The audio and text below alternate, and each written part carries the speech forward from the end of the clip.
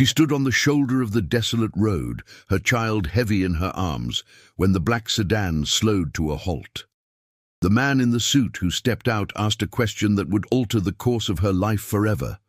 But it wasn't a ride he was offering. It was something no one would expect to hear in that place, at that moment, in that state of utter despair. Can you imagine being so desperate that you agree to marry a complete stranger who just pulled over on a dirt highway? Can you imagine clutching your toddler with no water, no food, and no destination, only to suddenly hear a marriage proposal from a man you've never laid eyes on? But this actually happened in the backwoods of West Texas in March of 1928 on a beaten dirt track that cut through the dry, yellowed brush of the plains. Now, before we continue, if you love true stories of resilience and want to follow more emotional accounts like this one, please subscribe to the channel and hit the notification bell so you don't miss any videos. Leave a like to support the channel and share this with someone who needs to hear a story of hope today. Your engagement makes all the difference. The sun was high and cruel that March afternoon when Catherine Miller felt her legs buckle for the third time. She was 22 years old, yet she seemed to carry the weight of a lifetime on her slumped shoulders and in her vacant gaze. In her arms, Michael slept, his small head resting against her chest. The boy was only 3, his fair hair matted against a sweaty forehead, his cheeks flushed dangerously red from the heat. Catherine scanned the sides of the deserted road, nothing but scrubland and mesquite for miles. Gnarled, low-hanging trees, dry grass, a cloudless expanse of sky. No house in sight, no people, no help, just the distant drone of locusts and the hot wind kicking up red dust from the road. She tried to swallow, but her throat was parched. Her mouth felt like sandpaper. Her cracked lips burned. How long had it been since they were abandoned there? 2 hours? 3? Catherine had lost track of time. She only knew she had walked until she physically couldn't take another step, that she had stopped to rest 3 times. That Michael had cried, begging for water, until he finally passed out from exhaustion in her arms, and she knew she no longer had any idea what to do. The memory of that morning was too fresh. It stung like an open wound. Catherine had woken up in her mother's house thinking it would be a normal day. Well, as normal as days could be, since she had become a widow 6 months prior. Since she had returned to her family's home with Michael in her arms and the shame of being a widow at 22. Since she had to endure the scornful glares of her stepfather and the cold silence of her own mother. Her marriage had been a scandal. Catherine had fallen in love with Daniel Miller, a ranch hand with no land, no money, and, according to her family, no future. Her mother had begged her not to do it. Her stepfather had said that if she married that man, she would no longer be a daughter of that house. But Catherine was in love, and lovers rarely heed advice. She had married in a simple ceremony, moved into a 2-room shack at the edge of a property, and birthed Michael in a difficult labor that nearly killed her, and she had been happy, poor, but happy. Daniel worked from sunup to sundown, coming home tired but always with a smile for her and their son. They had little, but they had each other. Catherine thought that was enough. She thought love conquered all, until the day Daniel went to fix the roof of a grain silo and fell 20 feet. He died on the way to the doctor, bleeding out in her arms while she screamed for help that didn't arrive in time. Catherine became a widow overnight, with no money to pay for the burial, no money to pay the rent on the shack. She had to swallow her pride, pick up Michael, and go back to her mother's house begging for shelter. Her stepfather had made it clear from day one. She could stay, but it was temporary. It was a favor, not a right. She would have to earn her keep with housework, keep herself useful, and as soon as she found a way to support herself, she had to leave. Her mother said nothing, merely averting her gaze every time Catherine tried to speak. 6 months passed like this. 6 months of daily humiliation, 6 months of waking before everyone else to make coffee, wash clothes, scrub floors. 6 months of hearing her stepfather complain about having 2 extra mouths to feed. 6 months of seeing her mother treat her like a maid instead of a daughter. Until that morning. Catherine had risen as usual, prepared breakfast as usual, dressed Michael in the least patched outfit he owned. But when she went down to the kitchen, she found her stepfather and mother sitting at the table with grim expressions. There was a small bundle of cloth on the floor, tied with twine. Inside were the few clothes Catherine and Michael owned. The stepfather had been blunt. He didn't want them there anymore. He'd found a way for Catherine to get by. He knew a man in a neighboring county who needed a live-in housekeeper. The man agreed to let her bring the boy. They were going to drop her off on the way. She was to take her things and come. Catherine had felt the floor drop out from under her. A housekeeper in an unknown town. Cast off like this, without meeting the employer, without knowing if it was a decent place. She had looked at her mother, hoping she would say something, intercede, show a shred of mercy.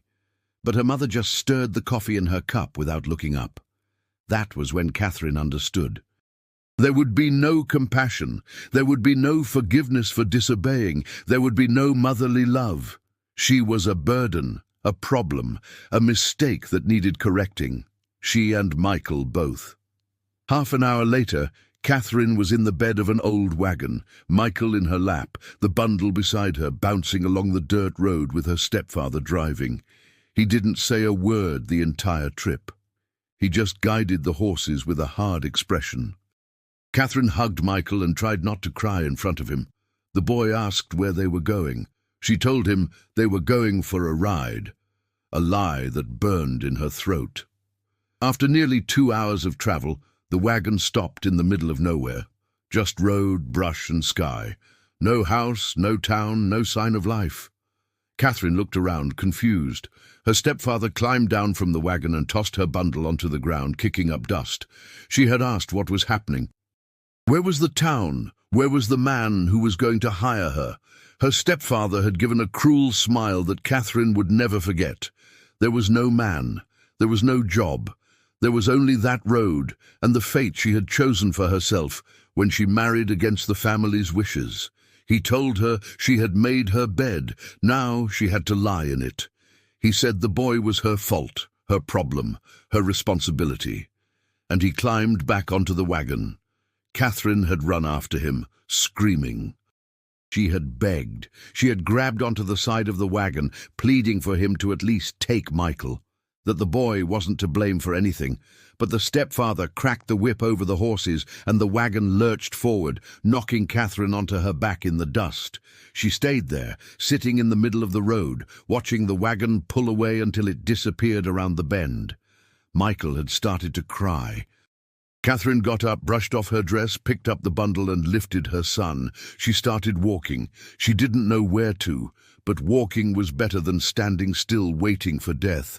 The sun was high and cruel. The road seemed endless. Michael cried for water. Catherine had no water to give. She was thirsty herself, hungry, her body aching. But she kept walking because there was no other choice. Now, hours later, she simply couldn't go on. Her legs wouldn't obey. Her head was spinning. Her mouth was so dry her tongue stuck to the roof of it. Michael had stopped crying, had fallen asleep from exhaustion, and that scared Catherine more than anything. A child shouldn't sleep like that. So still, so hot. She let herself collapse on the side of the road, under a scrawny mesquite tree that offered insufficient shade. She clutched Michael to her chest and closed her eyes. Maybe it was better this way. Maybe it was better to give up. Let the sun do its work. Sleep and not wake up. At least there would be no more pain, no more humiliation, no more despair. Tears began to slide silently down Catherine's face. She kissed Michael's hot forehead and whispered an apology. Sorry for being such a bad mother. Sorry for not being able to protect him. Sorry for leading him to this end. Michael didn't answer, just breathed heavily in her arms. That was when Catherine heard the noise. At first, she thought she was delirious. But the sound grew louder. An engine! It was an automobile engine. Catherine opened her eyes and saw a cloud of dust in the distance on the road. Someone was coming. Someone! She tried to stand, but her legs didn't respond. She tried to shout, but her voice came out weak, hoarse. The car was approaching. It was a black, gleaming, modern automobile, one of those fancy Fords or Packards that very few people in that region owned. The engine roared loudly, breaking the silence of the afternoon. Catherine waved her free hand, the other clutching Michael. She waved in desperation. The car passed her. Catherine felt the last hope die in her chest. He hadn't stopped. No one was going to stop. She and Michael were going to die right there. But then she heard the screech of brakes. The car had stopped about 50 yards ahead. Catherine saw the door open. A man stepped out. He was tall, broad-shouldered, wearing an impeccable grey suit that contrasted absurdly with the backdrop of dust and scrub. He had premature grey hair, though his face looked like that of someone still in his early 30s. Dark eyes observed Catherine, with an expression she couldn't decipher. It wasn't pity, it wasn't disgust. It was something different, something analytical, as if he were assessing a complex situation. The man walked toward her with slow strides. His polished shoes became covered in red dust, but he didn't seem to care. He stopped 6 feet away and just looked. Catherine tried to speak, but her voice failed. Her throat was too dry. The man finally asked what she was doing there. His voice was deep, polite, with an accent that indicated formal education. Catherine swallowed with difficulty and managed to answer. She said she had been left there, that she needed help, that her son needed water. The man looked at Michael asleep in her lap. Something flickered in his eyes. Pain? Memory? Catherine couldn't tell. He went back to the car and grabbed a canteen. He offered it to her. Catherine drank desperately, the cool water rushing down her parched throat. Nothing had ever tasted so good. She wet her fingers and dabbed Michael's lips. The boy stirred slightly. The man asked her name. Catherine answered. Catherine Miller. Widow, 22 years old. He nodded and introduced himself. Augustus Mercer, 38 years old, rancher, owner of lands on the outskirts of Abilene.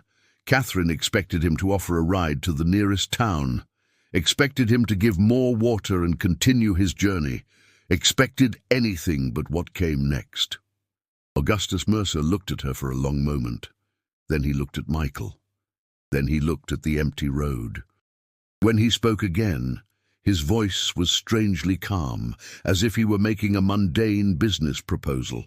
He said he needed a wife. Catherine blinked, confused. She hadn't understood. Augustus repeated it with patience. He said he had been a widower for 3 years, that he had an orphaned niece living with him, that the girl's family was trying to take custody from him, claiming a single man couldn't raise a child, that he urgently needed a wife to keep his niece. Catherine still didn't understand where he was going with this. Augustus then spoke directly. He asked if she would agree to marry him. Right there, in that moment, in that situation, a marriage of convenience. She would have a home, food, protection, a respected name. Her son would be raised in comfort. She would be the lady of a prosperous ranch. In exchange, she would be his wife before the law and society. She would live in his house. She would help care for his niece. She would maintain the appearance of a real marriage. The silence that followed was broken only by the wind rattling the dry trees of the plains. Catherine looked at that elegant man in the grey suit and the black car, at the empty road behind him, at Michael asleep in her arms. She looked at the bundle of cloth beside her, with the old clothes that were everything she owned in the world.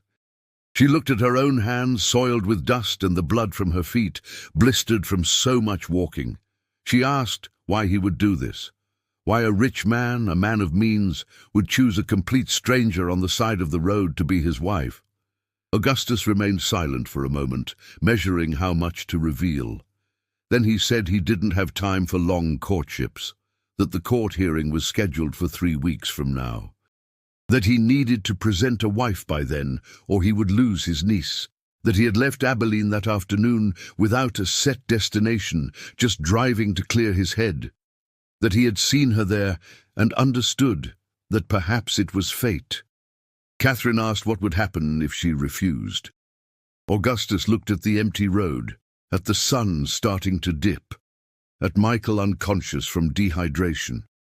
He said he would give her a ride to the nearest town, give her some money to get by, and wish her good luck, but that they both knew she had nowhere to go, had no one, had no future.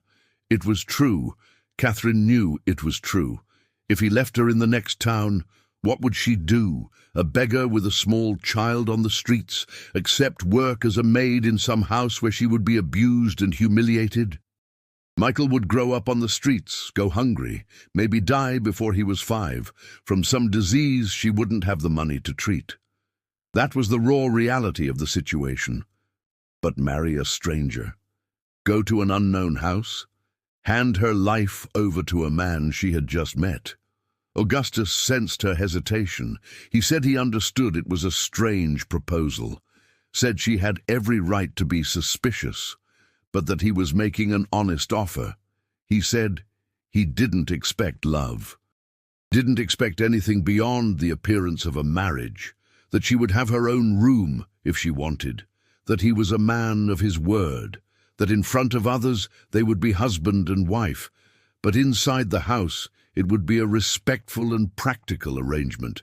Catherine took a deep breath. She looked at Michael. The boy was starting to stir, starting to wake up. Soon he would start crying again, asking for food and water she didn't have. The sun was going down, and the night on the plains would be cold. They wouldn't survive there.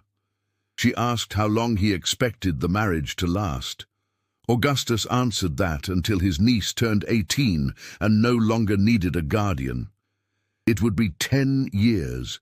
After that, if she wanted to leave, he would grant a divorce and a sum of money sufficient for her to restart her life. 10 years, a whole decade of her life, but 10 years with a roof, food, safety for Michael. 10 years, without needing to beg, without needing to humiliate herself, without needing to fear the next meal. Catherine heard the voice leave her own mouth before she had even completely decided. She said she accepted. Augustus nodded as if he had closed a cattle deal. He said excellent. Then it was decided. He picked up the cloth bundle from the ground and walked to the car, opened the back door and put the bundle inside. Then he came back and extended his hands to take Michael. Catherine hesitated. Augustus said with a gentle voice that she was too weak to walk to the car holding the boy, that he would take the boy, put him on the seat, and then help her get there. Catherine looked into his eyes, searching for any bad intent, but all she saw was exhaustion and an ancient sadness that lived deep in that dark gaze. She handed Michael over. Augustus took the boy with surprising care, as if he knew exactly how to hold a small child. Michael opened his eyes, saw a strange face, and started to whimper. Augustus murmured something soft that Catherine didn't catch, and Michael calmed down. The man carried the boy to the car and placed him on the back seat. Then he returned for Catherine and offered his arm. She tried to stand up, but her legs gave way. Augustus held her firm, preventing the fall. He said she had to make an effort, that it was only 50 yards. Catherine took a deep breath and tried again. This time she managed to stand, though the world spun around her. They walked slowly to the car. Catherine leaned heavily on his arm. The grey suit got marked with dust and sweat, but Augustus didn't complain. When they finally arrived, he opened the back door and helped her in. Catherine let herself fall onto the soft leather seat next to Michael. The boy immediately clung to her. Augustus closed the door, walked around the car, and got into the driver's seat. He started the engine, which roared to life. He said it was about 2 hours to the ranch, that there was water and bread in the basket next to her, that she should eat something. Catherine grabbed the basket with trembling hands. Inside was fresh bread, cheese, and a jar of peach preserves. Real food. It smelled good. She gave some to Michael first, who ate desperately. Then she ate. Every bite was a blessing. The car moved along the dirt road, kicking up red dust. Catherine looked out the window, watching the scrubland pass by. The sun was setting, staining the sky orange and pink. She had just agreed to marry a complete stranger. She had just handed her life and Michael's into the hands of a man she didn't know. But for the first time in months, she wasn't hungry. For the first time in months, Michael was eating. For the first time since Daniel had died, she had a direction. Even if it was an uncertain direction toward an unknown place with a mysterious man. The car rocked on the uneven path. Michael fell asleep again, this time with a full belly. Catherine looked out the rear window, watching the road where she had almost died getting farther and farther away. There was no turning back. Whatever awaited her at Augustus Mercer's ranch would be her future now. Night began to fall. Augustus turned on the headlights. The beams cut through the growing darkness, illuminating the way. They passed small settlements, isolated homesteads, fenced pastures.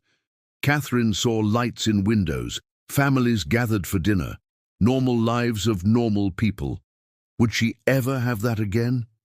Finally, after what seemed like an eternity, Augustus said they were arriving. Catherine leaned forward, looking through the windshield. Ahead, atop a gentle rise, she saw a large illuminated house. It was an imposing structure, 2 stories, a wide wraparound porch, many windows. Around it, other smaller buildings, barns, tenant houses, corrals, everything organized, prosperous, well kept. The car drove up the dirt driveway to the front of the main house. Augustus killed the engine. The sudden silence was broken only by crickets and the gentle wind. He got out and opened the back door. He offered his hand to Catherine. She stepped out of the car holding Michael, who slept heavily. Her feet touched solid ground, real ground, not a road, not no man's land. It was someone's property, the property of the man who would now be her husband. The front door opened. Golden light spilled out. An elderly woman appeared in the doorway. She must have been about 60, white hair in a bun, clean apron, an expression of curiosity. She looked at Augustus, then at Catherine, dirty and barefoot holding a child, then back at Augustus with a clear question in her eyes. Augustus introduced the woman as Mrs. Higgins, the housekeeper. Then, with a firm and clear voice, he said that Catherine was his fiancée, that they were going to get married as soon as possible, that she needed a room, a bath and food, and that her son did too. Mrs. Higgins widened her eyes, but recovered her composure quickly. She asked if Mr. Mercer was sure of what he was doing. He replied that he was. Mrs. Higgins looked at Catherine with a quick appraisal, then nodded. She said she would prepare the guest room and warm up some supper. Augustus asked her to call Laura as well, said the girl needed to meet her future aunt. Mrs. Higgins hesitated but obeyed. She went into the house, leaving the door open. Augustus motioned for Catherine to enter. She crossed the threshold, feeling the weight of the moment. She was entering a real house, not a shack, not a hovel. It was a big, wealthy house, smelling of furniture wax and food. The floor was polished hardwood. The walls had paintings. There was fine furniture, rugs, curtains. It was a world completely different from anything Catherine had ever known. She stood in the entryway, not knowing what to do. Augustus pointed to a chair in the parlor and told her to sit. Catherine obeyed. Michael continued sleeping in her lap, oblivious to everything.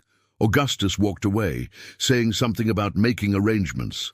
Catherine was left alone in the parlor, lit by oil lamps. She looked around, absorbing the details. There was a bookcase filled with books, a small table with a fine tea set, sofas with embroidered cushions, everything clean, everything tidy, everything revealing money and good taste. Light footsteps coming down the stairs. Catherine looked and saw a girl standing on the bottom step. She was about 8 years old, straight brown hair tied with a ribbon, a simple but well-made blue dress. Large, dark eyes looked at Catherine with a mixture of curiosity and shyness. This must be Laura, the orphaned niece who was the reason for all this. Catherine tried to smile but didn't know if she succeeded. The girl came down the last step and approached slowly. She asked in a soft voice who that lady was. And who the boy was. Catherine felt her throat tighten. How to explain to a child, how to say she was a desperate woman who had accepted a marriage of convenience so as not to starve on the road. But before she could answer, Augustus returned to the room.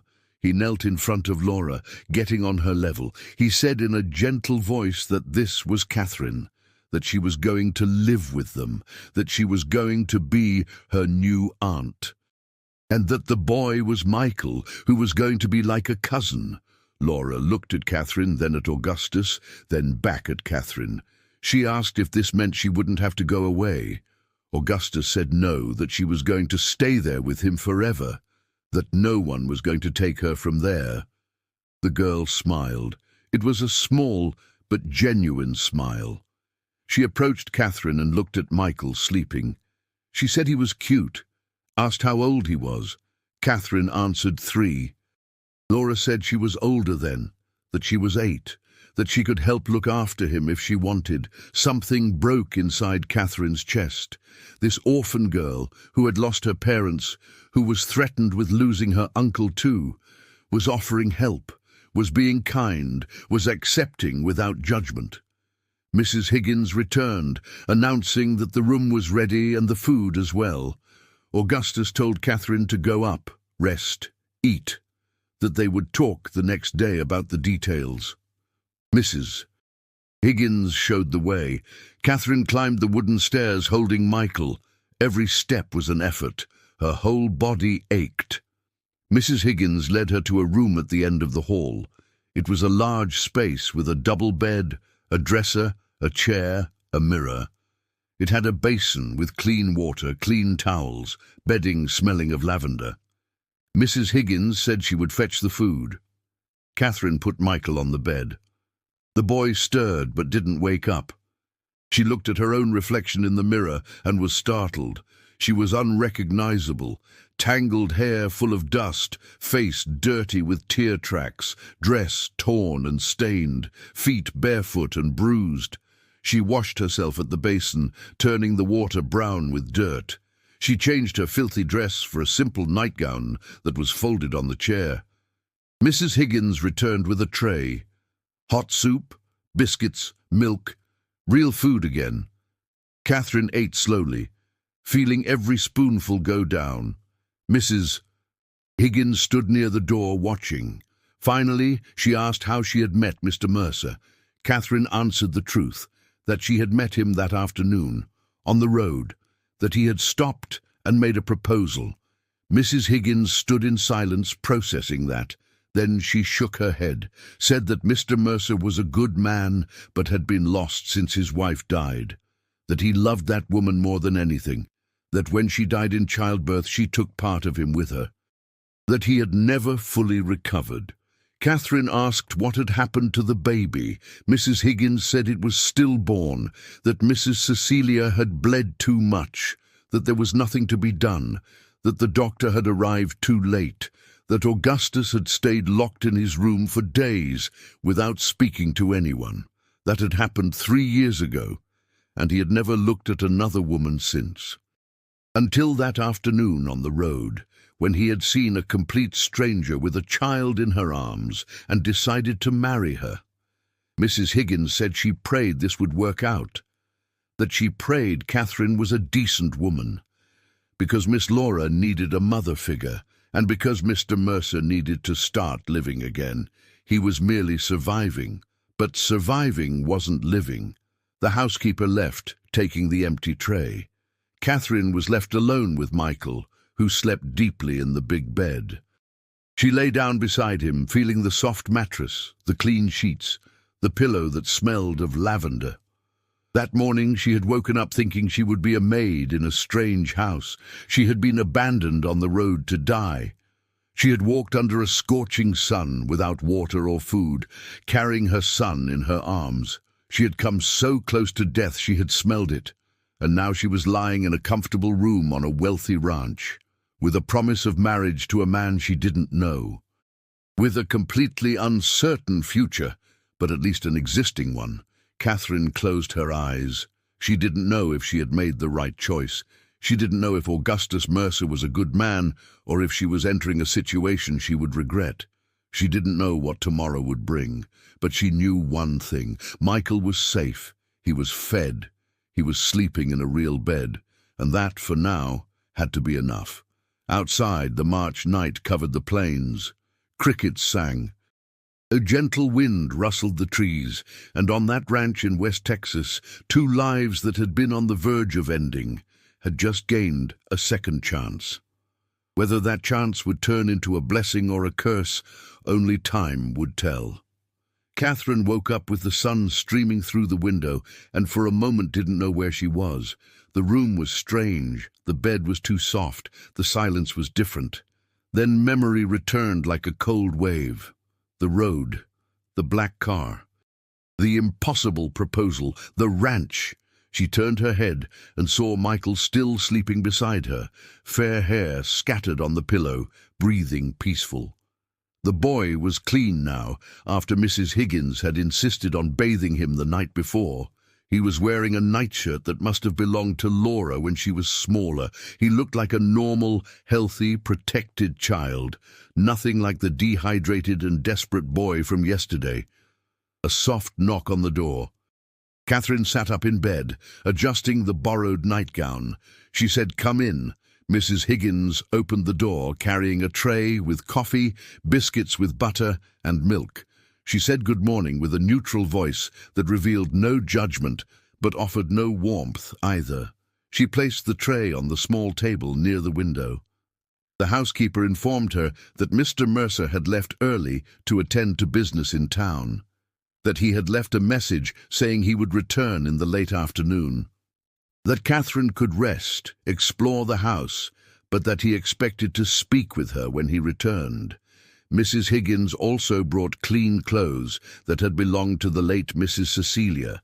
She said Catherine could use them until she got her own clothes. After the housekeeper left, Catherine ate slowly, looking out the window. The view showed part of the property. There were pastures with cattle, crops in the distance, small houses where the ranch hands likely lived, a large wooden barn. Everything well-kept, prosperous, organized. It was a world completely different from what she had known. The shack where she had lived with Daniel would fit 3 times into just that bedroom. Michael woke up rubbing his eyes, asked where they were. Catherine explained they were at Mr. Mercer's house, that they were going to live there. Michael frowned, confused, asked where Grandma was. Catherine felt a knife in her chest, but kept her voice steady. She said Grandma had gone away, that now it was just the two of them, and Mr. Mercer and the girl Laura. The boy accepted this with the ease only a child possesses. He asked for food. Catherine gave him a biscuit with milk. Michael ate with an appetite, swinging his little legs that didn't reach the floor of the chair. Later, after dressing in a dark blue dress that had belonged to Cecilia and fit a little loose on her, Catherine went down the stairs, holding Michael's hand. The house was silent. She heard noises coming from the kitchen and headed in that direction. Mrs. Higgins was kneading bread dough. Laura was sitting at the kitchen table, drawing on a piece of paper with charcoal. The girl looked up when Catherine entered and smiled shyly, said good morning in a soft voice. Michael hid behind Catherine's legs with sudden shyness. Laura climbed down from the chair and approached slowly. Asked if Michael wanted to see the chicks that had hatched last week. Michael looked at Catherine, asking for permission. She nodded. Laura took his hand carefully, and the two went out the back door. Catherine watched them through the window, her heart tightening with unexpected tenderness. Mrs. Higgins kneaded the bread with force. She said without looking at Catherine that the girl was very lonely, that she had lost her parents in a carriage accident 2 years ago, that Mr. Mercer had brought her to live on the ranch because he was Laura's mother's brother, that he treated the girl like a daughter. But that in recent months, Laura's paternal family, the Stantons, had started questioning the guardianship. The Stantons were a rich family from the state capital, owners of mercantile businesses with political connections.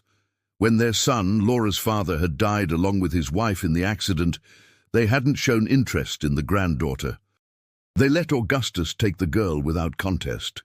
But now, 2 years later, they had appeared with lawyers saying a single man wasn't fit to raise a girl, that Laura needed a female figure, that they were going to petition for custody. Mrs. Higgins said everyone knew the truth. The Stantons had discovered that Laura was the heir to part of her father's lands. Good, productive lands. As long as the girl lived with Augustus, he administered those lands as guardian. But if the Stantons got custody, they would control everything. It wasn't grandparents' love. It was interest in property. Augustus had tried everything, had argued with lawyers, had spoken with the judge. But the law was clear. A single man was at a disadvantage in a custody dispute against an established couple. The judge had given Augustus 3 months to regularize the situation, marry or present very strong reasons to keep sole guardianship. The deadline expired in 3 weeks. That was why he had made that proposal on the road. That was why he had brought Catherine to the ranch. It wasn't romance, it wasn't passion. It was a practical solution to an urgent problem. Catherine was a tool, a means to an end, and she had accepted because she had no choice. The afternoon passed slowly. Catherine explored the house carefully, as if she were invading a space that wasn't hers. Because it really wasn't. Everything there belonged to Cecilia's memory. The needlepoint on the cushions, the dried flower arrangements, the books on the shelf, even the dress Catherine was wearing smelled of lavender and the past. She entered a room that must have been the study. It had a large desk, leather chairs, shelves with ledgers, and on the wall an oil portrait, a young woman in a pale dress, dark hair in a bun, a soft smile. Gentle eyes looked out from the frame. Cecilia. It had to be her. Catherine stood looking at that face. This woman had been Augustus's real wife. She had been loved. She had died trying to give him a child. And now Catherine was wearing her clothes, sleeping in her house, taking her place. But not really taking it, because Augustus's heart still belonged to the woman in the portrait. Voices on the driveway. Catherine moved away from the portrait and went to the window, saw the black car stopping in front of the house. Augustus got out carrying packages. He entered through the front door. Catherine heard his deep voice calling for her. She went down the stairs with her heart racing without knowing why. Augustus was in the parlor taking off his jacket. He had taken off his tie too, unbuttoned the top button of his shirt. He looked tired. When he saw Catherine, he stopped what he was doing and observed her for a long moment, looked at the dress she was wearing, and something passed over his face. Pain? Memory? But he recovered his composure quickly. He said they had to talk, pointed to the sofa. Catherine sat on the edge, spine straight, hands crossed in her lap. Augustus sat in the armchair opposite, keeping a respectful distance. He started explaining what he had done that day. He had gone to the courthouse to file for a marriage license, had spoken with the preacher at the town church, had arranged the paperwork. The wedding was set for 4 days from now. It would be a simple ceremony, with only the necessary witnesses. After that, Catherine would officially be his wife before the law. He continued, saying he had some rules. Not many, but they were important. In front of other people, Especially when the Stanton family or the judge were present, they had to look like a real couple, discreet gestures of affection, use terms of endearment, act like husband and wife who cared about each other. But inside the house, when it was just them, Mrs. Higgins, Laura and Michael, they could relax, didn't need to pretend. Catherine asked about the sleeping arrangements. Augusta said she would have her own room, that Michael could sleep with her, or in the room next door, as she preferred, that his room was on the other side of the hall, that he expected nothing from her beyond what they had agreed, marriage on paper, appearance in society. He took an envelope from his pocket and placed it on the small table between them, said there was money in there. Not a lot, but enough. It was for her to buy clothes for herself and Michael. There was a seamstress in town who could make dresses. He was going to have Mrs. Higgins take her there the next day. Catherine looked at the envelope without taking it, asked what he expected in return. Augustus frowned, not understanding. She explained that a man didn't give money, a home, food, and a name to a woman without expecting something in return, that she needed to know what he really wanted, what her obligations were besides appearing as a wife. Augustus was silent for a moment. Then he said he expected her to treat Laura with kindness, to help raise the girl, to be a female presence in her life, to teach things he couldn't teach. As for Michael, Augustus was going to treat him as if he were his own son, would give him education, support, a future. When Michael grew up, he would have a place on the ranch if he wanted, or money to start his own life if he preferred another path. And as for him and Catherine, Augustus said he expected mutual respect, civility. There didn't need to be love, but there could be cordiality. They were going to live under the same roof for the next few years. It would be easier for everyone if they could at least tolerate each other. Catherine asked what would happen if she wanted to leave before the 10 years were up. Augustus answered that she was free. She wasn't a prisoner, but if she left before the court hearing, he would lose Laura. And after the hearing, if she left in the first year, it would raise suspicions. It could make the Stantons contest it again. So he asked that if she accepted this, that she at least stay until things stabilized. At least 2 years. 2 years. Catherine repeated that in her head. 2 years pretending to be the wife of a man she didn't love and who didn't love her. 2 years living in the shadow of a dead woman's memory. 2 years raising a girl who wasn't her daughter to prevent greedy grandparents from taking the child. But 2 years with a roof over her head. 2 years with Michael safe and fed. 2 years without having to worry about the next meal or the next place to sleep. When put like that, the choice was obvious. She said she accepted the terms. Augustus nodded, relieved. Said good, then it was settled. He took another paper from his pocket. It was a simple handwritten contract. It established the terms they had discussed. Marriage of convenience, 10 years, or until Laura turned 18. After that, divorce, if one of the parties desired, plus financial compensation of $5,000 for Catherine to restart her life. $5,000. It was a fortune. It was more money than Catherine had seen in her entire life. With that, she could buy a small house, open a business, support Michael in comfort. It was a guarantee of a real future. She signed with a trembling hand. Augustus signed too. Then he put the paper in his vest pocket, said he would keep it in the safe in the study, that it was protection for both of them. Now, if you are enjoying this story, don't forget to leave your like and share with someone who needs to hear stories of resilience. Every view helps the channel continue bringing these emotional tales to you. The days leading up to the wedding passed quickly and strangely. Catherine went to town with Mrs. Higgins and chose fabrics for dresses. The seamstress, Mrs. Beatrice, a round and chatty woman, asked 1,000 questions disguised as friendly conversation. How had Catherine met Mr. Mercer? How long had they known each other? Wasn't this wedding very sudden? Mrs. Higgins cut off the questions efficiently, said that Mr. Mercer and Miss Catherine had met through mutual acquaintances, that sometimes when it was right quickly, that the wedding was going to be simple because the two didn't like ostentation.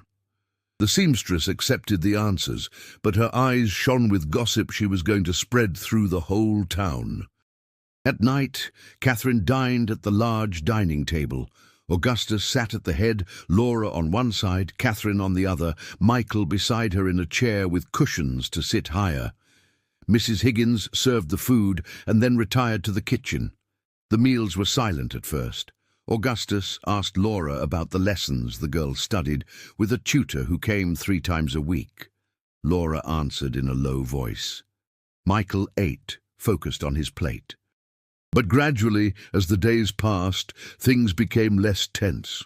Laura started talking more. She told stories about the farm animals, about the book she was reading, about the drawings she had made. Michael started answering when she asked him things. Augustus watched this with an expression Catherine couldn't fully decipher. There was satisfaction there, but also sadness, as if he was seeing something he had lost and wouldn't return. The night before the wedding, Catherine took a long time to sleep. She lay staring at the ceiling of the room, listening to the sounds of the ranch, dogs barking in the distance, wind in the trees, the wood of the house creaking as it cooled. Michael slept deeply beside her. The boy had gained a little weight in the last few days. His cheeks were less hollow, his eyes less frightened. He had even laughed that afternoon when Laura had tickled him.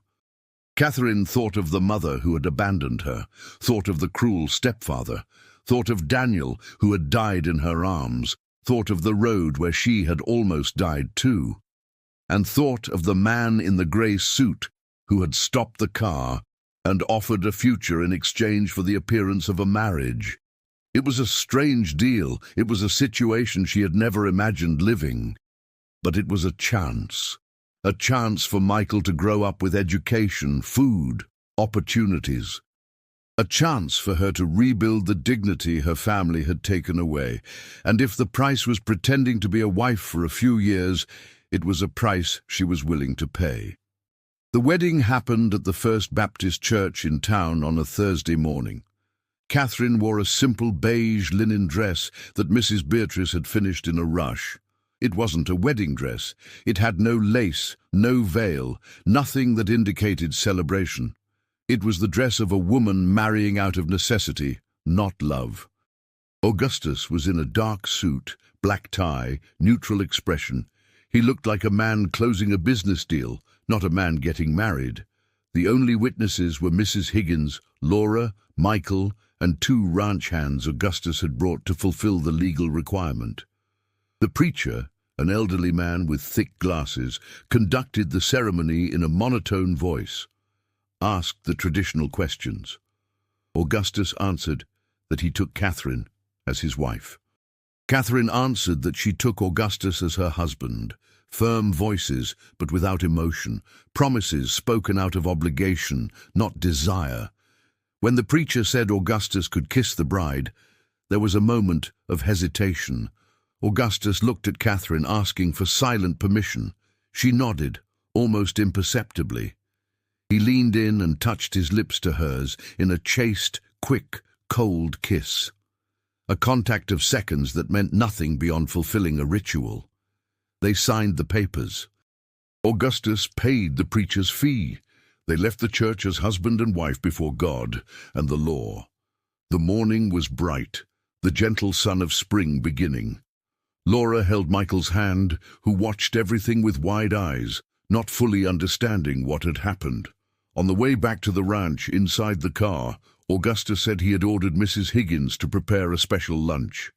Nothing too elaborate, but something to mark the occasion. Catherine thanked him quietly. An uncomfortable silence filled the space between them. Lunch was a strange meal. Mrs. Higgins had prepared roast chicken, rice, black-eyed peas with ham, potato salad, and peach cobbler. Good, plentiful food, but the atmosphere was of a wake, not a celebration. Augustus ate mechanically. Laura tried to make conversation. Michael asked for more dessert. Catherine pretended everything was normal. After lunch, Augustus said he had work to do. He went out to the pastures to check a fence that needed repair. Catherine stood on the porch, watching him walk away. Her husband now, a man she barely knew, a man who wore a gold band on his finger, but whose heart was still trapped with a woman dead 3 years ago. The following days established a rhythm. Augustus left early to work the ranch. Catherine spent her mornings with Laura and Michael. She taught Michael his letters, using old primers she had found in the library, and sat with Laura while the girl did her lessons with the tutor. She helped Mrs. Higgins prepare meals, though the housekeeper made it clear that such work was not the obligation of the lady of the house. But Catherine didn't know how to be a lady of the house. She had been a poor woman her entire life. Working with her hands was natural to her. Sitting idle while others toiled felt wrong. So she cooked, she cleaned, she sewed. Mrs. Higgins watched her with growing approval. At least the girl wasn't lazy. She wasn't like those city madams who didn't even know how to steep tea. The afternoons were quieter. Laura played with Michael in the yard. Catherine sewed new clothes for the boy, altering dresses she had inherited from Cecilia. Sometimes she saw Augustus in the distance, mounted on his horse, talking to the ranch hands, supervising the work. He was a fair boss, according to Mrs. Higgins. He paid well, treated everyone with respect, and never raised his voice. The workers respected him. Dinners continued to be quiet affairs where everyone pretended this family configuration was normal. After supper, Augustus retired to his study. Catherine took Michael and Laura upstairs, bathed them, and tucked them in. Laura had started asking Catherine to tell stories before bed. Catherine invented simple tales about talking coyotes and brave princesses. The girl fell asleep, smiling. 2 weeks after the wedding, everything changed. It was a Saturday afternoon when the automobile arrived. Catherine was in the yard with the children when she heard the hum of an engine. It wasn't Augustus's car. It was another vehicle, larger, more luxurious, a gleaming black Packard with gold trim. Mrs. Higgins came out of the kitchen, wiping her hands on her apron with a worried expression. She said it was the Stantons. They had sent a letter saying they would visit, but she hadn't expected them so soon. She ran inside to fetch Augustus. Catherine stood frozen, unsure of what to do. 3 people stepped out of the car, a man of about 60, short, portly, with a grey moustache and an expensive suit. A woman of the same age, thin, in an elegant dress and a hat with feathers, wearing a haughty expression, and a younger man, 30-something, grey suit, leather briefcase, spectacles, their lawyer presumably. Mr. Stanton looked around with a critical eye, appraising the property. Mrs. Stanton saw Laura playing with Michael, and her eyes narrowed. Laura had stopped playing and was looking at her grandparents with obvious fear on her face. Augustus came out of the house adjusting his vest. His face was neutral, but Catherine noticed the tension in his shoulders. He greeted the visitors with cold formality. "Mr. Stanton, Mrs. Stanton, Mr. Sterling." Mr. Stanton stated they had come to see the conditions in which their granddaughter was living, that they had the right to do so before the court hearing taking place in a week.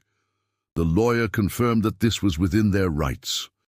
Augustus said they could see whatever they wanted, that he had nothing to hide, that Laura was well cared for, well fed, and well educated, that the ranch was a safe and prosperous place for a child to grow up. Mrs. Stanton looked at Catherine with thinly veiled disdain. She asked who that person was, and that boy. Augustus answered with a firm voice. He introduced Catherine as his wife, Michael as his stepson. He said they had been married 3 weeks ago. The silence that followed was heavy. Mr. Stanton exchanged a significant look with the lawyer. Mrs. Stanton raised a perfectly drawn eyebrow. She said it was convenient. Very convenient. A single man about to lose custody of his niece suddenly appears with a wife. Augustus kept his voice calm. He said he had married because he had found a suitable woman, that the timing was a coincidence, that now Laura had a mother figure in her life, that all legal requirements were satisfied. The lawyer asked how long he and Catherine had known each other before the wedding. Augustus hesitated for a fraction of a second. Catherine realized he was going to lie, going to invent a story of months of courtship. But that would be easy to disprove. People in town knew she had appeared out of nowhere, so Catherine took a step forward. She said they had met a few weeks before the wedding, that she was a widow, that she had been introduced to Augustus by mutual acquaintances, that sometimes when it was right it was quick, that she didn't regret it, and neither did he. She approached Augustus, and gathering all the courage she had, took his arm. Augustus's body went tense for a second, but he relaxed quickly. He covered her hand with his own in a gesture that seemed protective, possessive, natural, like a real husband would do. Mrs. Stanton didn't seem convinced. She said she wanted to see the house, wanted to see where Laura slept, wanted to see the conditions. Augustus said there was no problem. Catherine let go of his arm and called Laura, told the girl to come with them, that they were going to show her room to her grandparents. They entered the house. Mrs. Stanton inspected everything with hawk eyes, ran a finger over furniture looking for dust, examined the kitchen, the pantry, the dining room. She went up the stairs and straight to Laura's room. The room was a cheerful space. It had a bed with an embroidered quilt, a shelf with rag dolls that Mrs. Higgins had made, a dresser painted white, floral curtains. There were drawings taped to the wall, made by Laura, books on the bedside table, everything clean, tidy, welcoming. Mrs. Stanton said nothing, but Catherine saw the frustration on her face. She had expected to find negligence, filth, concrete reasons to take Laura away, but the room was perfect. They went back downstairs. Mr. Stanton said he was going to speak with Laura alone. Augustus hesitated, but the lawyer said that was their right too. Catherine saw Laura go pale with fear. The girl looked at Augustus, asking for silent help. Catherine knelt in front of Laura. She said in a soft voice that it was okay, that she was going to talk to her grandfather and grandmother, that she should tell the truth, that no one was going to be mad at her. Laura nodded with wide eyes. The Stantons took Laura into the parlor, closed the door. Augustus, Catherine, and Michael stayed outside. Augustus paced from one side to the other with clenched fists. Catherine held Michael in her arms, trying to look calm.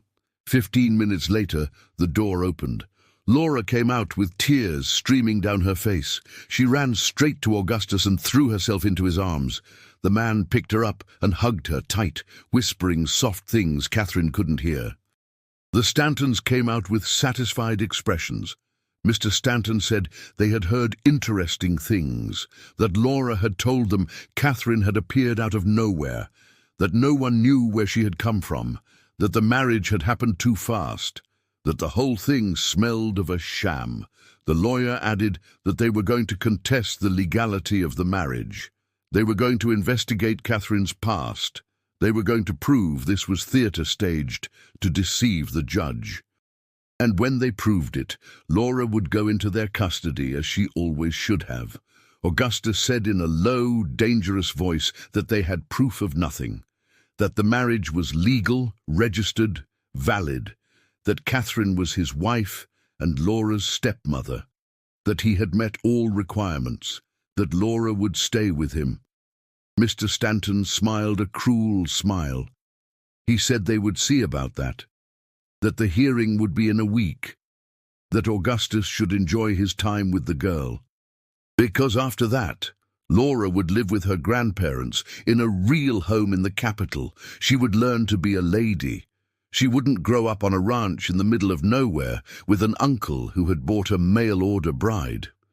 They got into the car and drove off, kicking up a cloud of dust.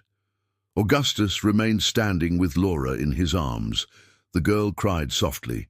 Catherine approached and touched his shoulder hesitantly. asked what they were going to do. Augustus looked at her. For the first time since they had met, Catherine saw real emotion on that normally controlled face.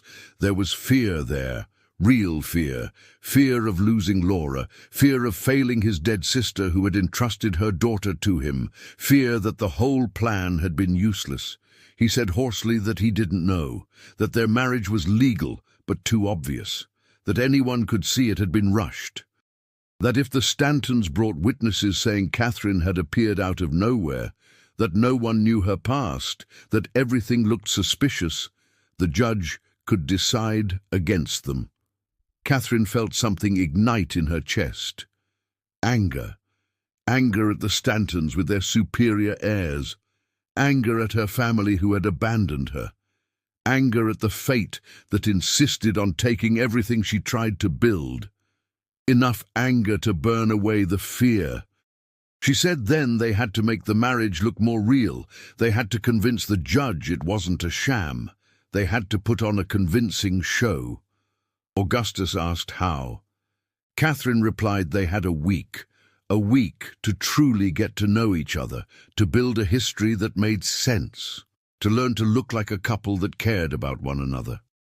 Augustus looked at her with an expression Catherine couldn't read. Asked if she was willing to do that, to pretend for real, to lie to a judge, to the Stantons, to everyone. Catherine looked at Laura, who had stopped crying and was looking at her with hope in her eyes, looked at Michael, who had grown fond of the girl, looked at this house that had become a refuge. She said yes, that she was willing, that they were going to win that hearing, that the Stantons weren't taking Laura, not if she could stop it. And in that moment, in that sunny afternoon with dust still in the air from the Stantons' departure, Catherine Miller made a choice. It was no longer just about surviving. It was no longer just accepting what life gave her. It was about fighting. It was about protecting that girl who wasn't her daughter but who needed her. It was about honoring the deal she had made with the strange man in the grey suit who had saved her and Michael from death. The following week was intense in ways Catherine hadn't expected. Augustus and Catherine spent that week learning each other as if they were studying for an exam upon which their lives depended. Because in a way, they were. Every night after the children slept, they sat on the porch with hot coffee and talked. It wasn't the intimate conversation of a couple in love. It was an exchange of practical information. Augustus told her about his life, about how he had grown up on that ranch, the only child of parents who had died when he was young, about how he had met Cecilia at a ball in Austin and fallen in love at first sight, about how happy they had been in their 5 years of marriage, about the terrible day she had gone into labor and never woke up. He told this with a controlled voice, but Catherine saw the ancient pain pulsing behind the words. 3 years had passed, and he still hadn't moved on.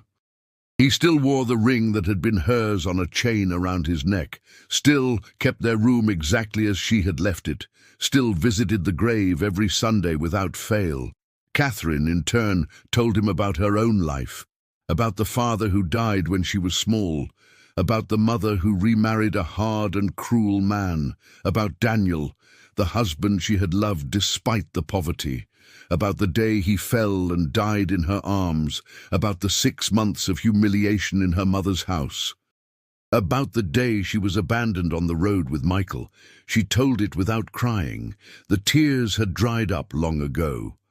Only the raw, hard, real story remained. Augustus listened without interrupting. When she finished, he said something that surprised her. He said she was stronger than she imagined, that surviving all that and still having the capacity to care for a son and agree to care for a child that wasn't hers revealed a rare character. Catherine didn't know how to respond. No one had ever said she was strong. Her family had always said she was stubborn, disobedient, trouble.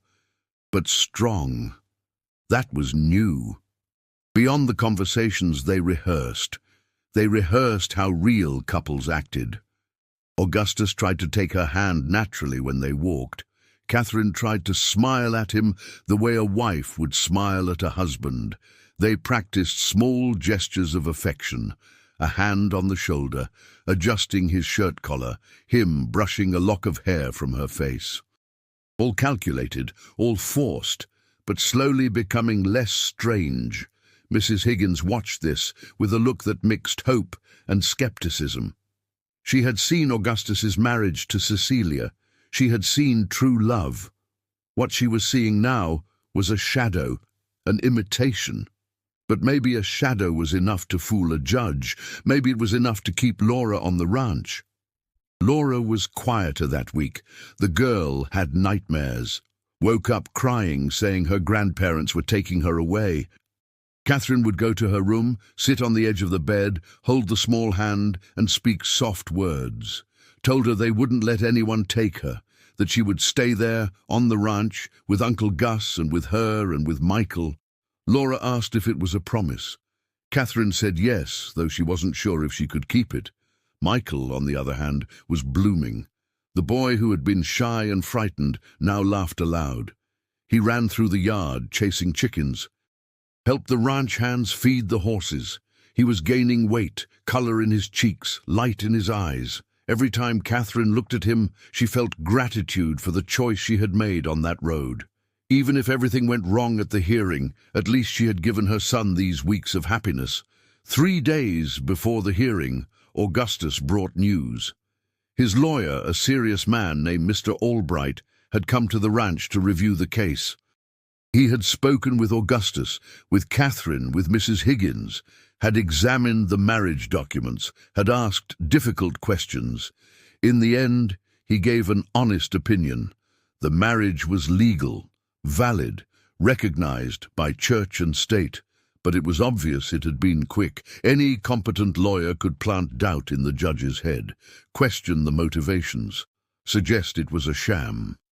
And if the Stantons brought witnesses saying Catherine had appeared out of nowhere, that no one knew of her, the situation would get complicated. The best chance they had was to show that the marriage, even if rushed, had a real emotional basis, that they cared about each other, that they formed a real family together with the children. If they could convey that convincingly, the judge might decide in their favor. Augustus had asked the lawyer what the real chance of victory was. Mr. Albright had hesitated before answering, had said 50%, maybe a little less. The Stantons had money, connections, an experienced lawyer, and they had a strong argument. A man who had gone years without marrying suddenly appears with a wife weeks before a crucial hearing. It looked suspicious because it was suspicious.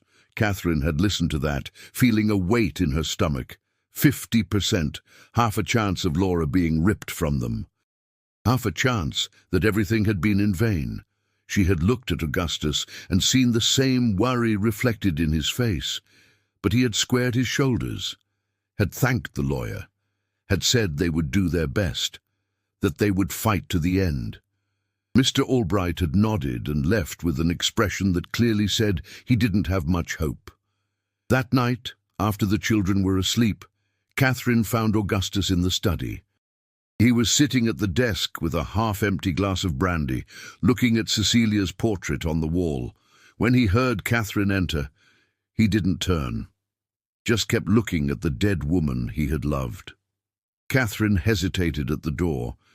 Then she entered and closed it behind her, pulled up a chair and sat on the other side of the desk. Sat in silence, waiting. Finally, Augustus spoke.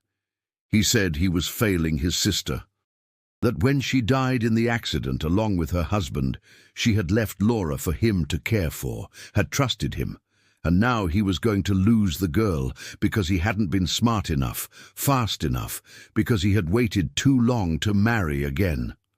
Catherine replied that he wasn't failing, that he was doing everything he could, that he had given Laura a home, love, safety, that the girl was happy there. That was what mattered. Augustus shook his head, said happiness didn't matter if the Stantons took her. that Laura would grow up with grandparents who only cared about her money, that she would become a hollow, superficial, unhappy young woman. Catherine felt the anger rise again, said that then they had to ensure that didn't happen, that they had to win at the hearing, that they had to be so convincing the judge had no choice but to leave Laura with them. Augustus looked at her finally, asked how she was so sure they could do it. Catherine replied she wasn't sure of anything, but that giving up before trying was a guarantee of defeat, that as long as there was a chance, however small, they had to fight. Because Laura deserved it, because Michael deserved to keep the stepsister he had gained, because they themselves deserved it. Augustus looked at her for a long moment. Then he said something that made Catherine's heart skip. He said that when he stopped the car on that road, he had seen a desperate woman with a son in her arms, had seen an impossible situation, had thought only of a practical solution to his problem. But now, weeks later, he saw a brave woman who had accepted immense risks to protect her son, who had opened her heart to a child that wasn't hers, who was willing to fight a battle that wasn't originally hers. He said he was starting to think he had made a better choice than he imagined that day, not just to solve the guardianship problem, but to bring life back to this house that had been dead for 3 years. Catherine didn't know how to respond. Those words touched something deep inside her, something she didn't want to examine too closely yet, because examining it would mean admitting she was starting to feel things that weren't part of the agreement, dangerous things. Things that could hurt when all this was over and she had to leave. So she just nodded, wished him good night, left the study and went up to her room, lay down beside Michael, who slept deeply, and stayed awake late thinking about the grey-haired man who had stopped on the road and changed her destiny. The day of the hearing dawned clear and cold. It was a winter morning on the plains, with a light frost covering the ground and mist in the pastures. Catherine woke early and dressed with care. She wore the nicest dress she had, navy blue with a white collar, pinned her hair in a bun, applied powder to her face to hide the circles under her eyes from sleepless nights. Augustus was in the living room, already ready in a black suit, dark tie, polished shoes. He looked like a lawyer himself, or a prosperous rancher heading to important business, which was exactly the impression he needed to make. Michael and Laura were going to stay with Mrs. Higgins. The housekeeper was taking them to visit her sister in town. It was better they weren't in the house waiting. Better they were distracted. Laura hugged Catherine tight before they left, whispered, asking her not to let her grandparents take her. Catherine promised they would do everything they could. The trip to Abilene, where the hearing would be, took 2 hours. Augustus drove in silence, focused on the road. Catherine looked out the window watching the scrubland pass. Ranches, small towns, open fields, all under a cold blue June sky. They arrived in the city at noon. It was a bigger place than the town near the ranch. It had paved streets, 2-story buildings, bustling commerce. The courthouse stood in the center, an imposing stone building with columns out front. Mr. Albright was waiting for them at the entrance, greeted them both and led them to a small room where they could wait until called, explained how it would work. The judge would hear both sides. The Stantons would present arguments. Augustus and Catherine would present theirs. Witnesses would be called if necessary. In the end, the judge would make a decision. It could be immediate or could take a few days. Half an hour later, they were called into the courtroom. It was a serious space with dark wood, hard benches, a raised bench where the judge would sit. On the other side of the room, the Stantons were already present with their lawyer, Mr. Sterling. Mrs. Stanton wore an expensive dress, jewels on her neck and ears, an expression of superiority. Mr. Stanton was in a new suit, mustache-trimmed, arrogant posture. They looked at Catherine with thinly veiled disdain. To them, she was an intruder, an opportunist, a problem to be removed. The judge entered. He was a man of about 50, balding, spectacles, neutral expression, banged the gavel, calling for order, announced they were there to decide the question of guardianship of the minor Laura Mercer, that he would hear both sides and make a decision based on the best interest of the child. Mr. Sterling stood up first, spoke with irritating eloquence about grandparents' rights, about how the Stantons were an established family in the capital, about how they had excellent conditions to raise their granddaughter, big house, first-class education, social connections, about how a girl needed a female figure, a loving grandmother, an appropriate environment. Then he attacked Augustus, said he had gone years without showing interest in remarrying, that suddenly, conveniently before the crucial hearing, he had appeared with a wife no one knew, who had appeared out of nowhere, that the marriage had been too rushed to be genuine.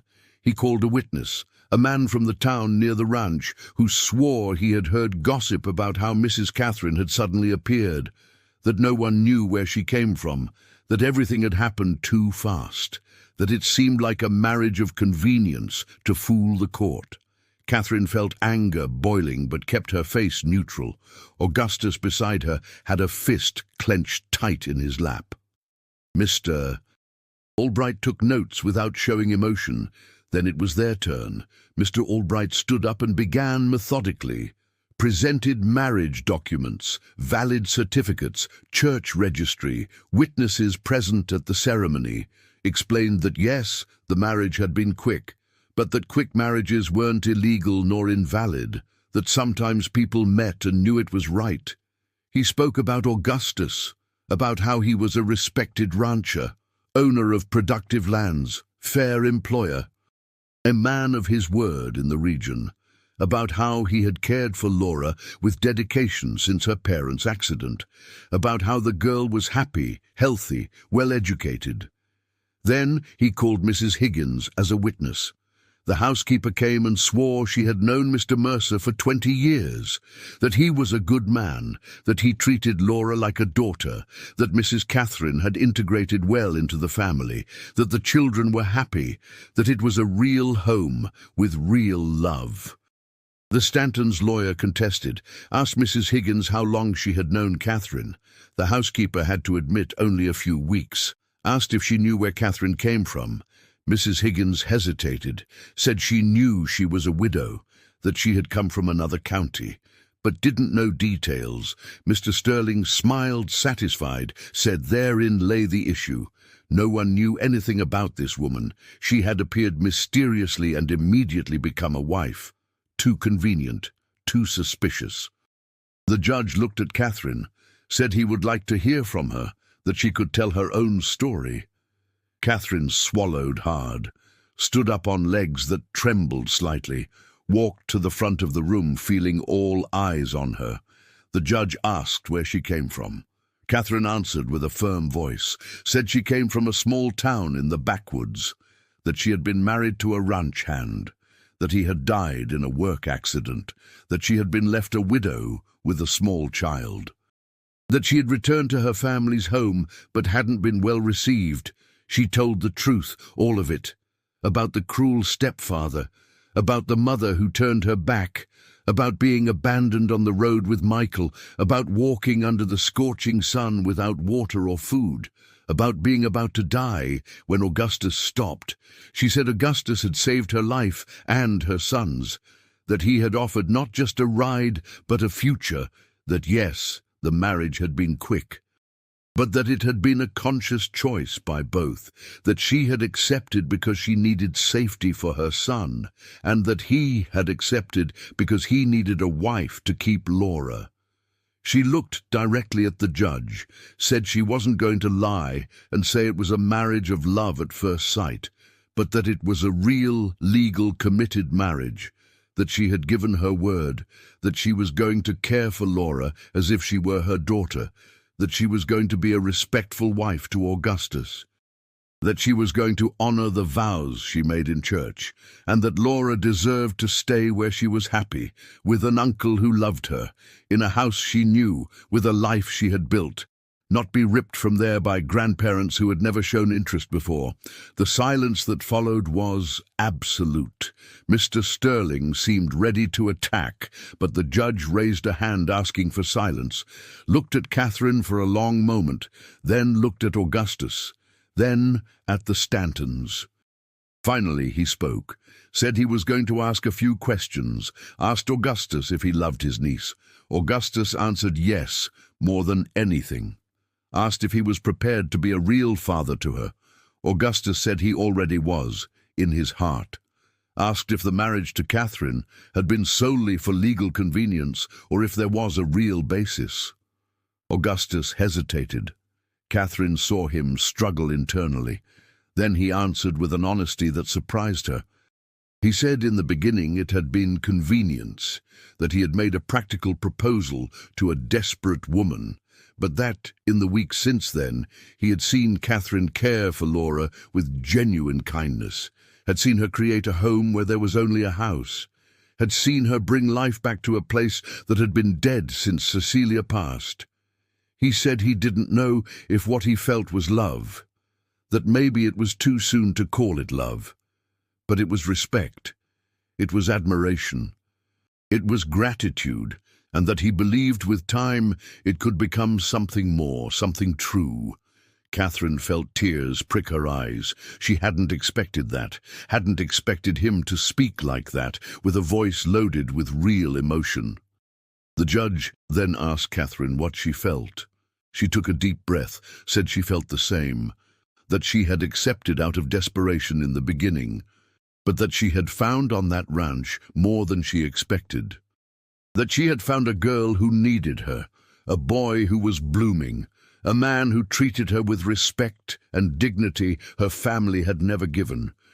She said she didn't know what the future would bring, but that she was willing to give this marriage a chance to become something real, that she was willing to build a real family, that she was willing to fight for Laura. Now, if you are following this story and want to know how it ended, don't forget to leave your like.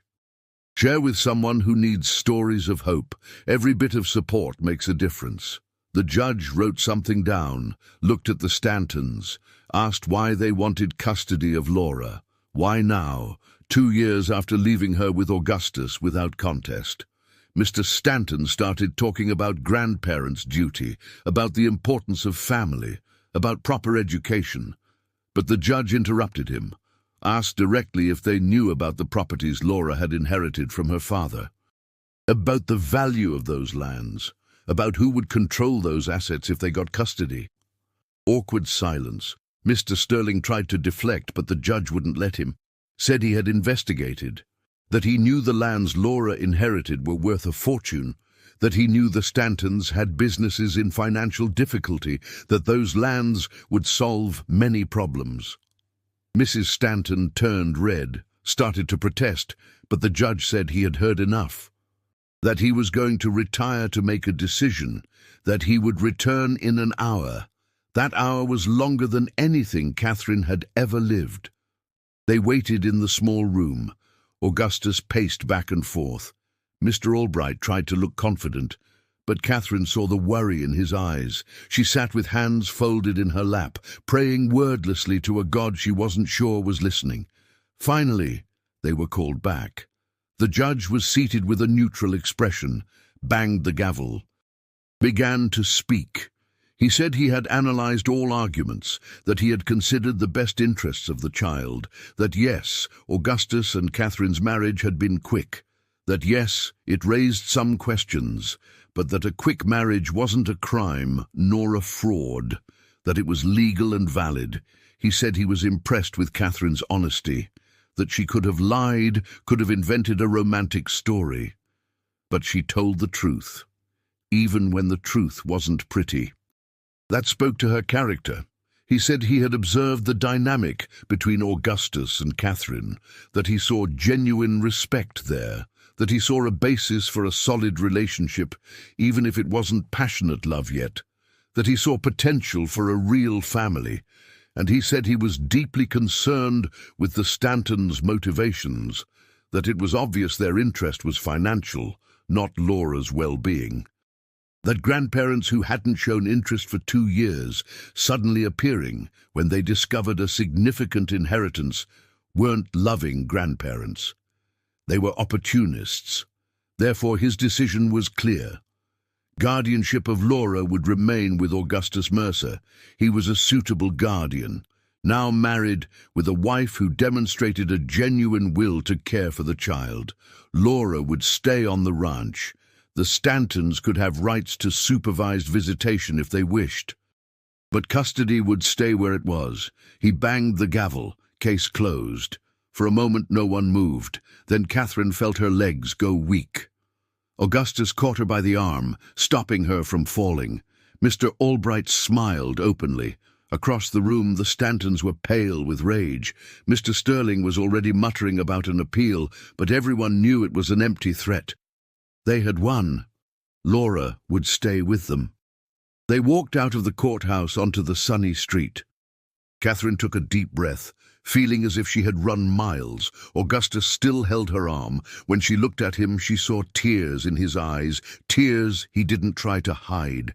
He said hoarsely that she had saved Laura, that without her he would have lost. Catherine shook her head, said they had saved Laura together, that they were a team now, that they were a family. Augustus looked at her with an expression Catherine couldn't completely interpret. There was gratitude there, but also something else, something that made her heart race, something dangerous and promising at the same time. But he said nothing, just nodded, said they should go home, that Laura was waiting, that the children needed to know everything was resolved. The drive back passed in a blur. Catherine was exhausted emotionally and physically. Augustus drove with an expression lighter than she had seen since meeting him, as if an immense weight had been lifted from his shoulders. They arrived at the ranch in the late afternoon. The sun was setting, painting the sky orange and pink. Mrs. Higgins had returned with the children. When they heard the car, Laura ran out of the house, stopped halfway with wide eyes, waiting, afraid to hear bad news. Augustus got out of the car and opened his arms, said in a voice that trembled slightly that she was going to stay, that everything was okay, that no one was going to take her away ever. Laura let out a scream and ran, threw herself into his arms. Augustus lifted her, spinning her around. The girl cried and laughed at the same time. Michael came running too, yelling that he won, that he won. Mrs. Higgins had a handkerchief to her eyes, wiping away tears. Catherine stood watching it. That scene of a happy family, and for the first time since Daniel died, she felt something she had forgotten the feeling of. She felt at home, not physically at home, emotionally at home, belonging, purpose, family. The days that followed were different. There was a lightness in the air that hadn't existed before. Laura went back to smiling openly. Michael laughed more. Mrs. Higgins hummed while she cooked.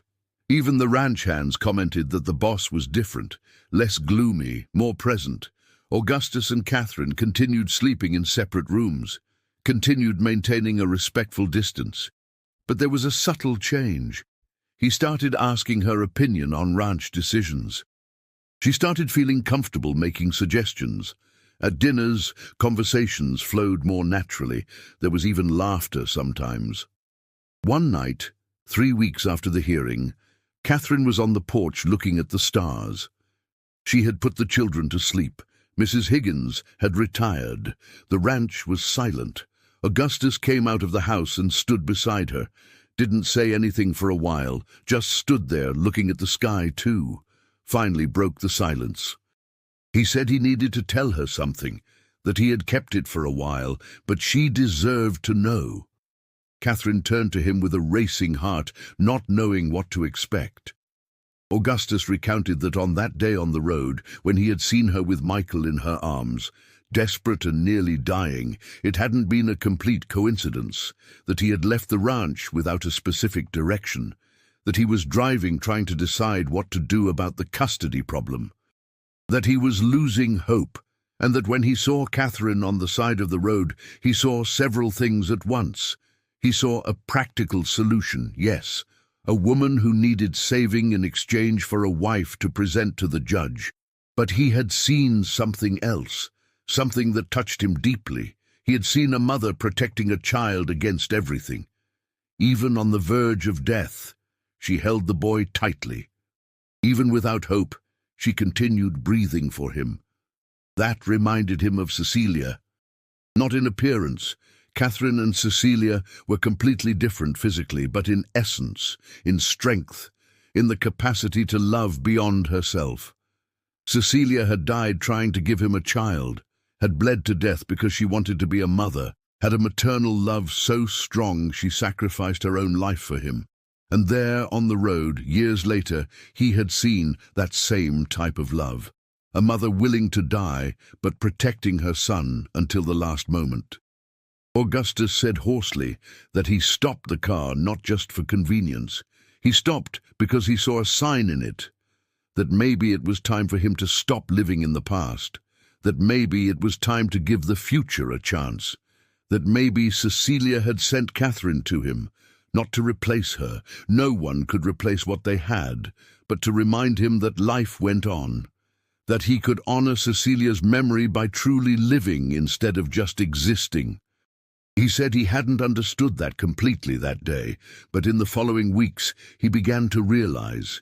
He saw Catherine dedicate herself to Laura, saw her bring joy back to a dead house, saw her make Michael bloom, saw her accept a role that wasn't hers with grace and courage, and that at some point, without realizing exactly when, he stopped seeing her as a solution to a problem, started seeing her as a person, as a woman, as someone he respected, someone he admired, someone he was starting to.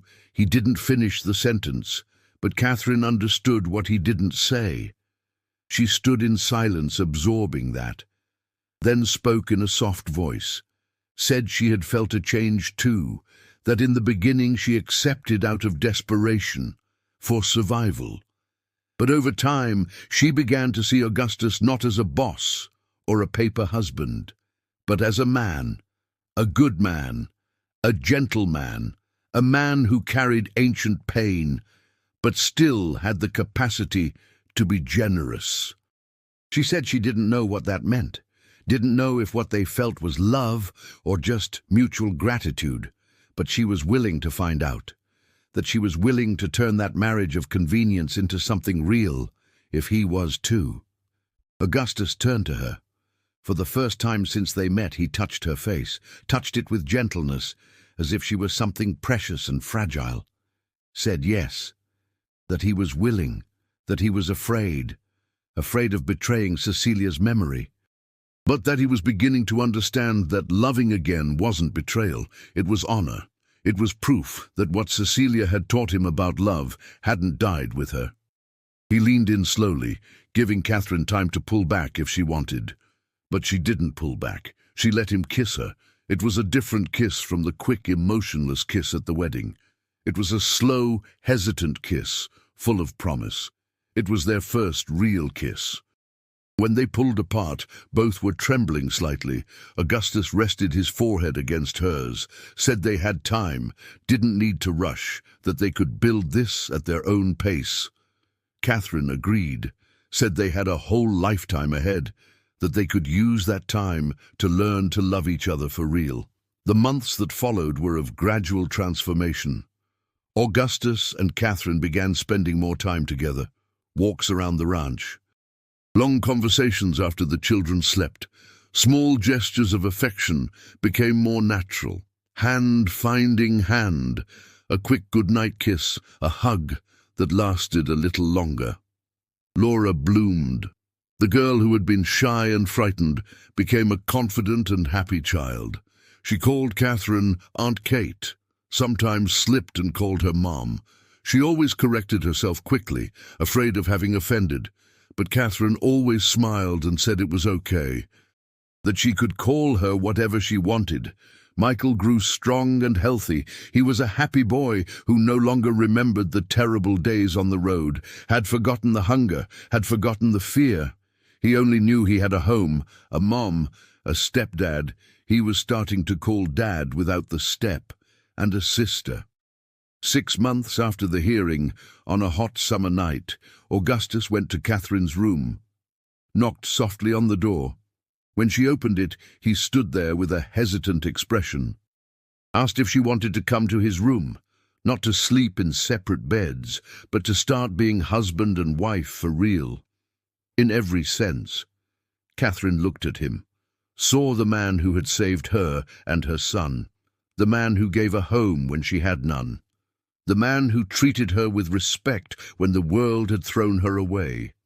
But she also saw more than that, saw a man she had learned to know, a man who made her laugh, a man who listened when she spoke. A man she was, against all odds, learning to love. She took his hand, said yes, that she was ready, that she wanted that. 1 year after the day Augustus stopped the car on the road, Catherine was pregnant. She was in the kitchen helping Mrs. Higgins make caramel when she felt the dizziness. Mrs. Higgins made her sit immediately, brought water, asked if she had eaten. Catherine said yes, but that she had been feeling nauseous every morning for a week. Mrs. Higgins looked at her with a knowing gaze, said they needed to call the doctor, but that she was sure of what it was. Catherine felt her heart race.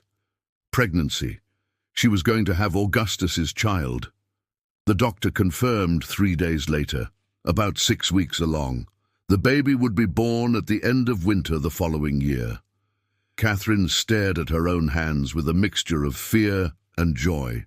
She had been a mother before. But this was different. It was a child of a marriage that started as a sham and became real. It was physical proof that they had built something true.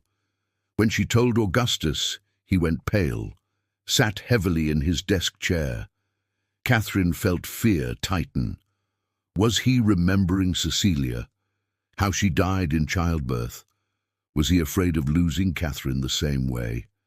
She knelt in front of him, took his hands, said she was scared too, but that she would be okay, that it was different, that she would take care of herself, that they would have a doctor monitoring, that she would give him a son, a living, healthy son. Augustus looked at her with tears in his eyes, said he was afraid, yes, afraid of losing her, afraid of going through that again, but that he also had hope. Hope he hadn't felt in years, hope that maybe this time God would be merciful, that maybe he deserved a second chance at happiness. He pulled her into a tight hug, said he loved her. For the first time since they met, he said those words, said it started as an agreement, but turned into love, real love, true love, love he didn't expect to feel again but found where he least expected. Catherine cried on his shoulder, said she loved him too, that it took time, that it was a gradual process, but that somewhere along the way she realized her heart didn't belong only to Daniel's memory anymore. It belonged to the present, belonged to Augustus, belonged to this family they built together. Laura and Michael were ecstatic with the news of a little brother or sister. Laura said she wanted a sister. Michael said he wanted a brother. They argued about it with childish joy.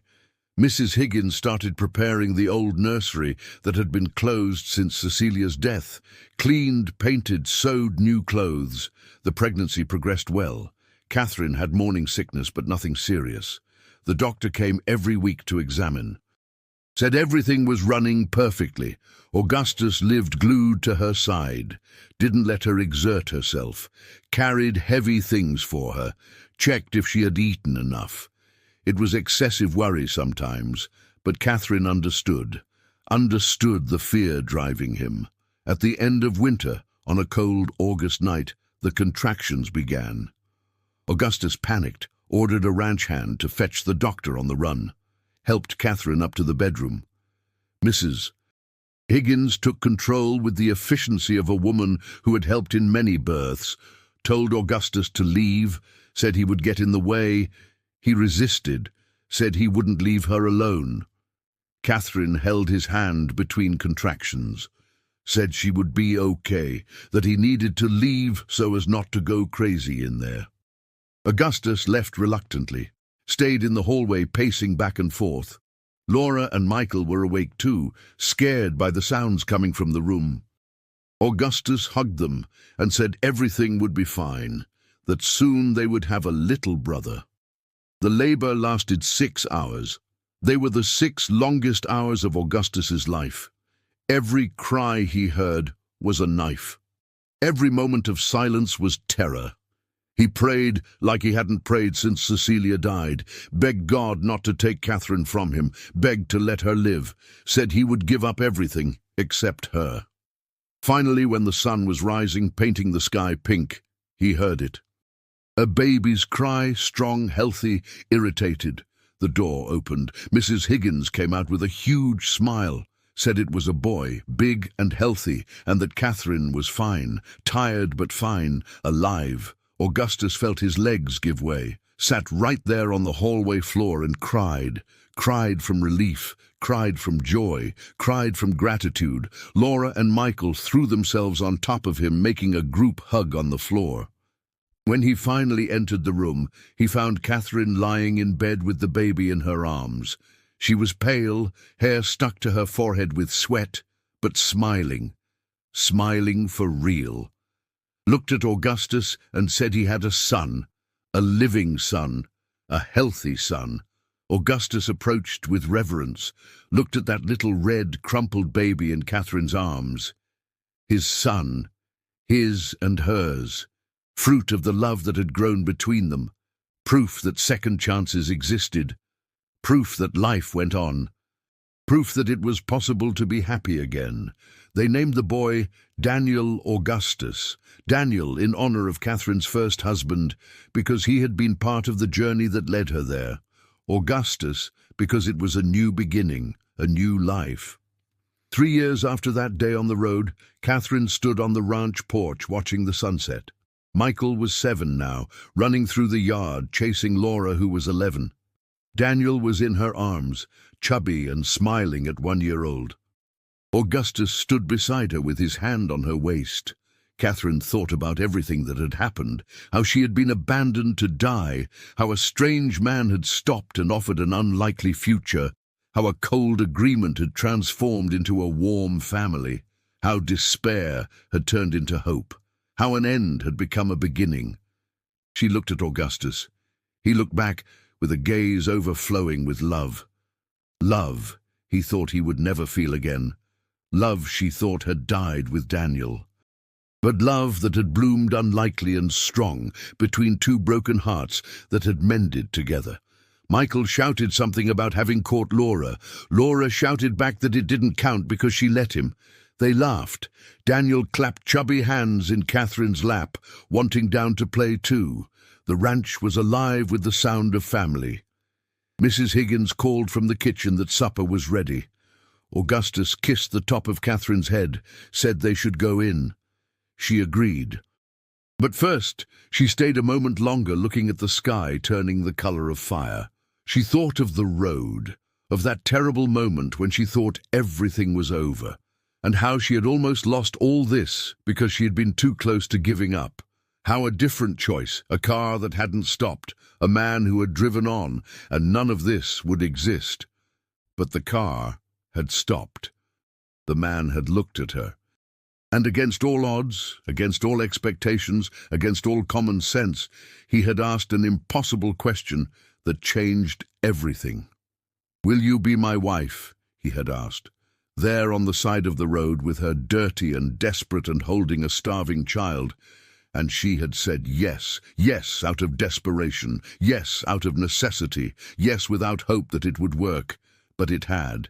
Against all odds, it had worked. Better than worked. It had become life, real life, full life, happy life. Catherine went into the house with the baby on her hip. Augustus held the door for her. Michael and Laura were already sitting at the table. Mrs. Higgins brought steaming platters. The smell of good food filled the air. They all sat together, a family built of broken pieces, a family that started with a lie and became truth, a family that was improvised and became real. Augustus took Catherine's hand across the table, squeezed gently. she squeezed back. They didn't need words. They knew what it meant.